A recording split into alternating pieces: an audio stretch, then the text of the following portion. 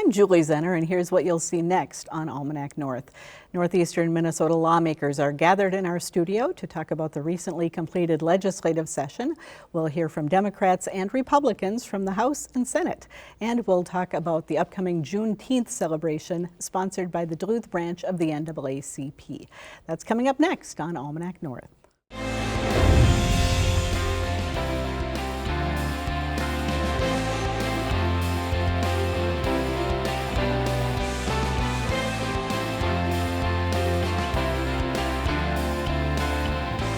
Hello and welcome to Almanac North. Thanks for watching.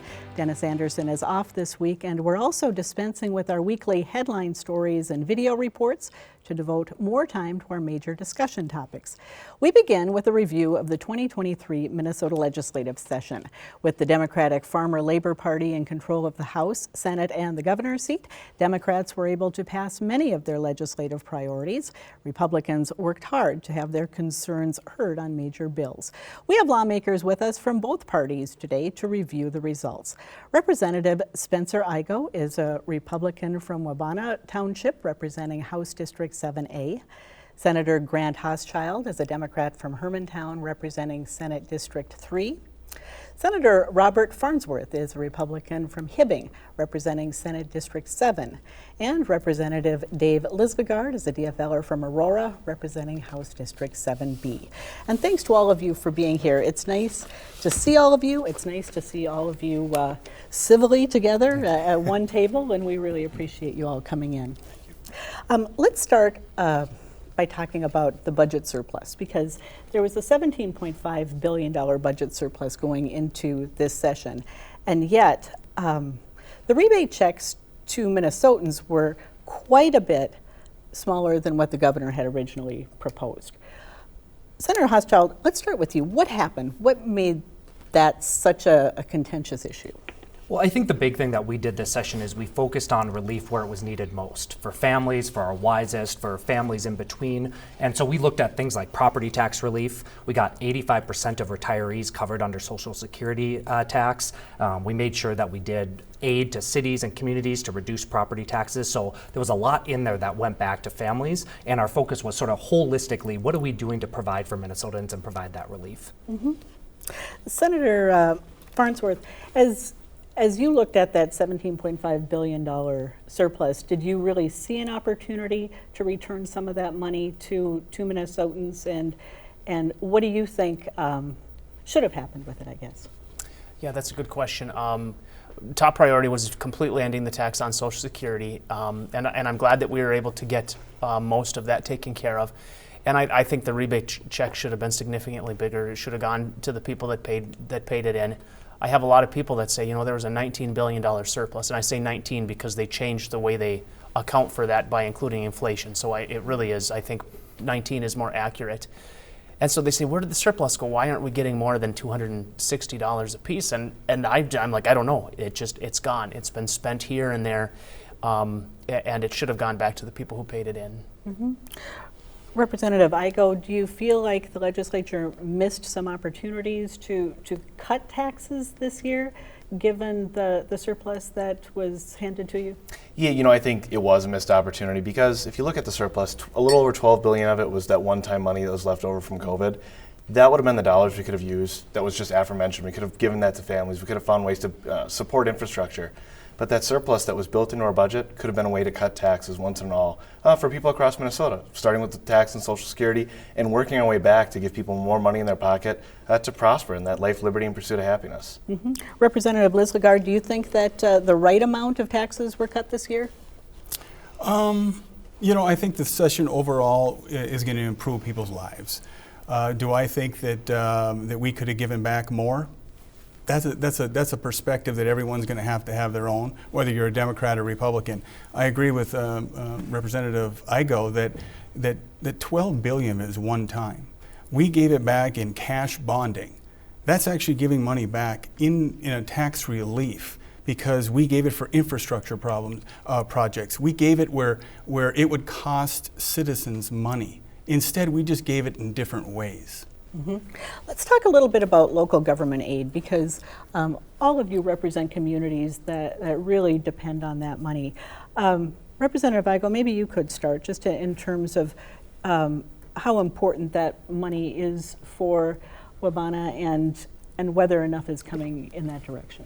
Yeah, well, I mean, we saw a great increase in LGA this year, and that was from a lot of hard work on both sides of the aisle, right, to get that done, which was great. But I mean, when it comes to LGA, especially representing the Northland, the Range, the Northeast, it's critically important. It helps keep property taxes down for people. It helps cities be able to operate and keep people safe and provide those core functions of government that we all rely on. So that was a good thing that came out of session, in my opinion. And your thoughts on that? Yeah, I think, of course, I would have liked to have seen more local government aid than we had, but I'm glad that the number went up higher from the original proposal. The other thing, at least that I would have liked to have seen that's similar to local government aid is called PILT, Payment in Lieu of Taxes, which would help a county like St. Louis County that has a ton of publicly owned land and they don't really get taxes for that. And so the state pays PILT money. I would have liked to see a little bit more. I think Grant could correct me. It's the second year, right, of the 2024 that will start. And I would have preferred to see that a little bit higher and a little bit sooner. Mm-hmm. Well, I'll toss it over to the two of you in terms of where you think things shook out in terms of local government aid. Yeah, I would say Representative Listlegard and I both authored those bills. We gave the counties in northern Minnesota exactly what they were looking for on PILT. That's going to provide historic amounts of funding for our northern counties for public lands. That's going to go back to ambulance services, mental health. It's going to provide property tax to citizens. The LGA that we got is some of the highest we've ever gotten, and that's going to be property tax right back in the pockets of northern Minnesotans. There's a lot of Republicans that oppose that LGA formula, and that's something that we really fought hard for, authoring those bills and pushing them through. And then the other thing is Representative Listlegard and I were both on the conference committee for the tax bill, and that really mattered when pushing for those LGA, CPA, PILT, and that relief for families. Mm-hmm. Well, it was the largest increase in county aid ever. In both county and local government aid, it's the highest that the state has ever had. That's extremely important. A fire truck in Edina costs the same as it does in Aurora. And some of the wealth in certain communities, it's not the same.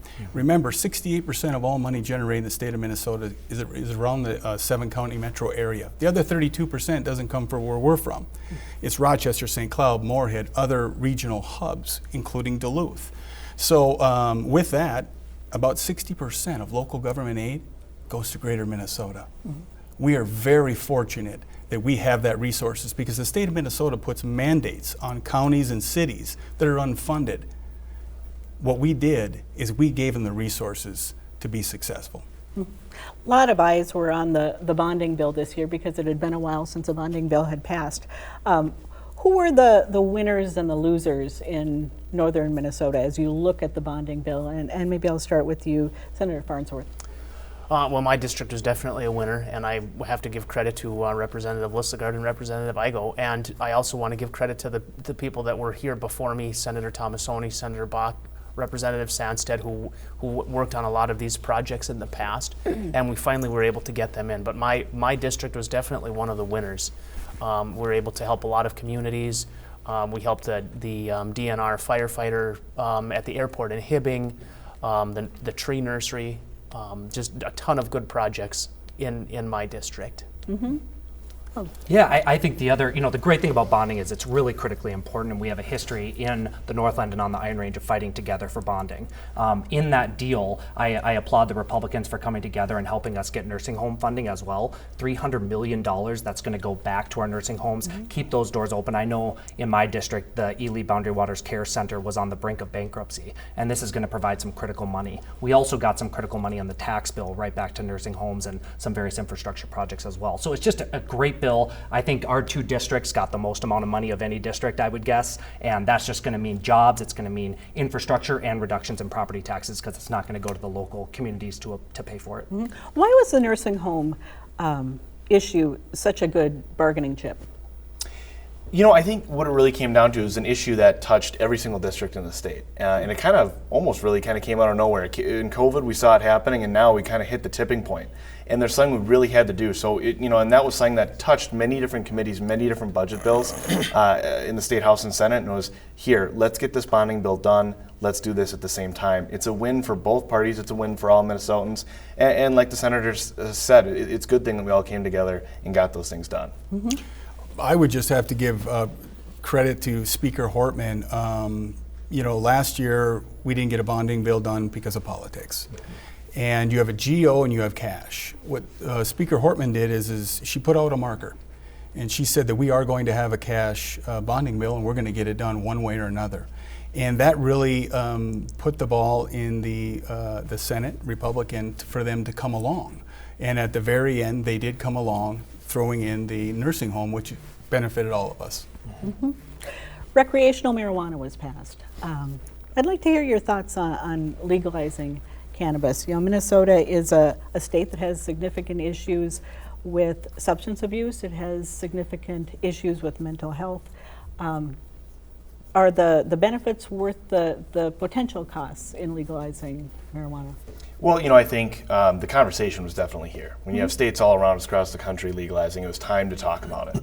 Now, when it comes to the bill that passed, and I think there's many people on both sides of the aisle, there's going to be a lot of questions. There's going to be a lot of things to figure out. I think one of the biggest questions right now is it'll become legal before we actually have a way to regulate and dispensaries out. And there's a lot of questions left hanging out there. So I think the time now that the bill is passed, we need to be talking to our communities now more than ever, finding out what they need to have fixed. One of the biggest things that came from my district was there just wasn't enough local control measures for communities to make that decision. And that's something that I thought was really important that we missed on. So we'll see what happens with the bill in the next legislative session here, because I know we're already been told there'll be fixes coming back to us. Mm-hmm. Were there some concerns about the cart being before the horse a little bit on this? No, I think it went through the committee process. It was vetted over time, both in the House before this session and then throughout the Senate. I hear what the representative is talking about with local control, which is why I authored the bill in the Senate to provide that local control to our communities. I also made sure that there was revenue sharing to our local counties and municipalities to help with costs, and public safety money to our police and sheriffs and others to help regulate this market and make sure that we're doing this safely. The truth is 23 states have legalized marijuana, and we are at the cusp of where this is going to be a reality. And so doing this the right way, making sure that local revenue was there, was really critical for my vote on this bill. Mm-hmm. Representative Lislegard, paid family and medical leave. Why was that an important issue for the Democrats this year? I didn't vote for it.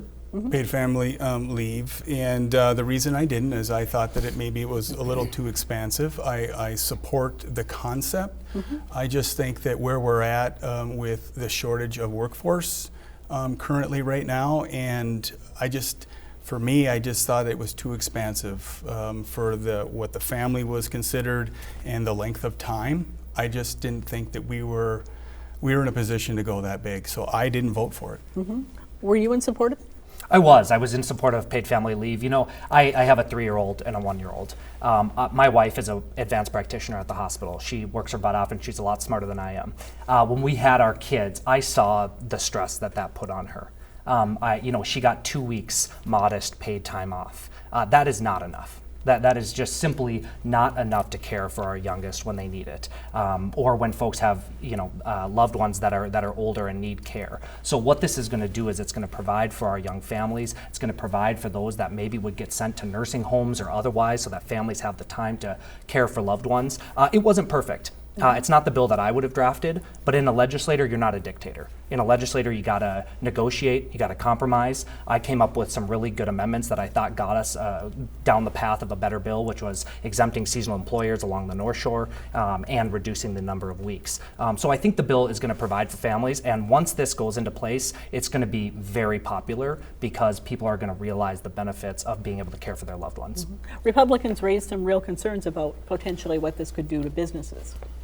Yeah, so of course it's a new tax, 0.7% tax, and one of my concerns is that in any state that this has been tried, that tax that it started at has never stayed at that percentage. People use it more than the projections, and so it becomes more expensive. That was one of the concerns. Representative Lislegard mentioned finding workers, and this is going to make that more difficult. Similar to Senator Hochschild, my wife and I had 4 children. And for each one we saved a little bit more money, and my wife saved vacation, so that we were able to afford for her to stay home longer. And I understand that a lot of people aren't able to do that, but one of the things that I would have liked to have seen would have been that that organizations that have a collective bargaining agreement that have negotiated for similar benefits could have opted out of this. And that was something that I think was overlooked, where, for instance, the mines up north, they offer really good paid family leave. They could have opted out and not have to pay the tax because they're already providing really good benefits. Yeah, and I'll just add too, I think my biggest concern was how it affect local, very small businesses, right? I mean, so many businesses across the Northland, the range, have that employer-employee relationship where they're not just friends. I mean, they're more than that, they're family. And this kind of policy takes out that conversation of being able to go to your boss and be like, hey, I got to be gone these couple weeks. The kids, the family needs me right now. And instead of it just being, we'll take care of you. You're a valued member of our team, your family. That's been removed with the paid family medical leave because now it's got to go through a bureaucratic process. And it's going to make it harder for our smaller employers to be able to follow through on that. And that was my concern, which is why I voted no. Minnesota made some national headlines this session for some pretty progressive moves. First of all, on abortion, codifying abortion on demand essentially through birth. Also legislation that designates Minnesota a trans refuge state. Are these laws that really match the values of the folks that you're representing? Well, just to be clear, the bill that we did on a woman's right to choose did not change any laws in Minnesota. What it did is it took existing case law and codified it into state statute. So that's a really important piece to note. In addition to that, we know that the reality is in the medical community, abortions are not happening after a certain amount of weeks, about 18 to 24 weeks. And so what this does is in the extreme cases where a mother's life is in danger, where a baby may have circumstances that none of us ever would want to go through, that it's codified into law to protect those circumstances. I think that is really, really important, and that's something that I think this election was a key piece about it, was protecting that woman's right to choose and protecting the life of the mother. And the trans refuge? Yeah, I think this is something where I think we need to stay out of people's lives, stay out of their decisions. We know, there's a lot of misleading information about this, that children are having surgeries. That is just simply not the case. That is not the way the medical procedures happen. It's only 18 years old or plus. And those are individual decisions that need to happen. What this simply does is it helps protect people that might cross our border when they are facing a state that maybe has laws that don't protect those. Thoughts on how far the Democrats went on the progressive social agenda? This thing I actually heard a lot about when I came home to district. And it was about why are we seeing policy that's maybe more progressive than a state like California or Washington? When in reality, the Minnesota House is only a Democrat majority by less than 1,000 votes, and the Senate's less than 400. The state is 48% Republican and a little over 51% Democrat. And what people are wondering is why are we seeing policy like that? And we were just talking about the abortion access. Minnesota's laws are now more progressive than the rest of the Western world. The UK has more stringent standards, the rest of the EU. And I think if we wanted to be that one Minnesota that we always hear about and that we always talk about, we could have written bills that understood both sides of the story and came together in a way of compromise that would have demonstrated that a Minnesota miracle is Republicans and Democrats working together and showing what unified government can be. Thoughts on that? Well, I think the thing that I would want to add is I disagree with Senator Hochschild a little bit. So he said that this just codified Roe versus Wade, which I don't believe is true because the wording of the bill says that it protects reproductive rights. And so when we were on the floor and we were debating this bill, we offered 64 amendments to try and make this bill a little bit better. And we asked the bill's author, okay, so if this is reproductive rights, if a minor child, say a 13-year-old girl, goes to the doctor for some reproductive care without their permission, would they be allowed to do this? And her answer was yes. This is much farther than codifying Roe versus Wade. And in my district, if somebody was pro-life or pro-choice, almost everybody agreed that there should be limits. Sort of what Representative Igo mentioned. The entire Western world, I don't think any country other than the United States allows abortion beyond 28 weeks. I think most of them are 20 to 24 weeks. So we're right on par with China in regards to our policy. And I'm getting a wrap, but I do appreciate all of you coming in and talking about these really important issues and the important work that was done in St. Paul this year. Have a good summer, everyone. Thank you. Thank you. Too.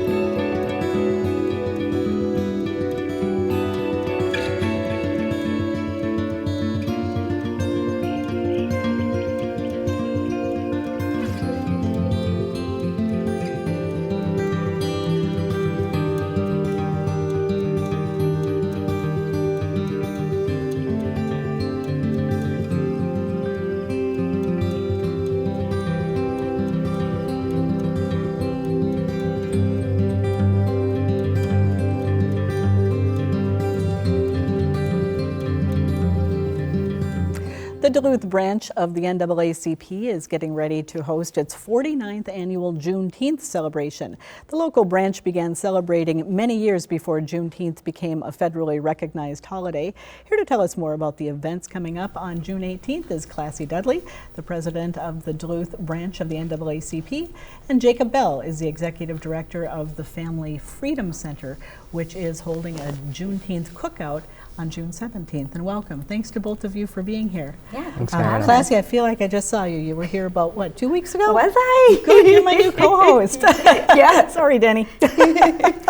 So Juneteenth has been celebrated in Duluth for 49 years. Yes. Talk about that history a little bit. Oh my goodness. Well, Juneteenth has always been a huge part of our community, and we've always collaborated with other organizations here. And so it hasn't always been in the same location, but it's always been something that the Duluth NAACP has done and supported. So it's really great to hear the history from our past presidents and continue that legacy forward. Jacob, why is Juneteenth such a significant holiday for the African American community? Yeah, that's a great question to ask. I think obviously the emancipation and the freedom from slavery is where the celebration of Juneteenth came from. But I think historically over time it becomes much more about a celebration of the Black community as a whole. Last year's celebration was significant as the first national holiday, but moving forward as a community, I think we're looking to find various aspects of the Black community that we can really showcase and highlight for our community and really spend that day or that couple of days celebrating us and the achievements that we have. When you say a celebration for the Black community, are the celebrants mostly Black people, or do you really get the community of all races coming out to support Juneteenth and to join you in the celebrations? Well, definitely, this is open to all of the community. Obviously, our branch is filled with every color, every race, every creed. So it's really excited to see the community come out and support. And I know you're doing a lot of events. Yeah, I'd say if you know the Black community, we are very inclusive, and especially out here in the North. So yeah, all of our events are open to the entire community, and we're celebrating together. What we're celebrating is the Black community, but we're doing that as one community. Talk about some of the events that are planned. Absolutely, yeah, I can start if You you'd wanna like. start? Yeah. Yeah, so we have more events in Duluth this year than we've ever had. We have the cookout that Family Freedom Center is doing at the Hillside Sports Court. That's going to be on Saturday. The very next day at the same place, the Hillside Cookout, St. Mark's AME Church is going to be having a morning celebration and get together right before the NAACP event. There's also on Saturday from 12 to 6 in Lincoln Park, there's another Juneteenth celebration out there by Family Rise to get together. And then Classy's event. Yeah, our event, it's going to be huge. I mean, we have a bunch of free food trucks. Howard Hughes is doing it for us. We have a band. John Stein is going to be a DJ this year. We have free face painting. ACO's coming and paying people $50 per shot if you want to do your COVID vaccination. There's tons. And we have free photo shoot by Lux and free haircut. So tons of stuff going on. There also on Friday is a luncheon, an elders luncheon at City Hall. And I think I might be old enough this year to get invited. I don't think so. So Jacob, while we have you here, people might not be familiar with the Family Freedom Center. Talk a little bit about that. Yeah, well, Family Freedom Center is a Black-led, unapologetically Black-led organization right here in town. We were established in 2016 actually as a department within community action. The whole kind of program started as a way to engage Black families in the community. Our founder was Xavier Bell, who I think has been on this show several times back in the past. And we work primarily with Black and brown families, although we are inclusive to all families. But we really build our programs based on the unique experience of the Black community. We work with the whole family. We see the family as a unit, but as a group of individuals within the unit. And so we really structure our programs to be very specific to each member of the family. So we have youth programming, elders programming, adult programming, you name it. We try to support the family as a whole, but understanding that they are unique individuals in that family and how can they work as individuals to support the family as a whole. All right. Well, Jacob Classy, thank you so much for coming in. Awesome. Hope to see Have you there. Have a great Juneteenth, and Yeah. thank you for sharing the information about it. Appreciate it. For the crew here at PBS North, I'm Julie Zenner. Have a great weekend. We'll see you next time.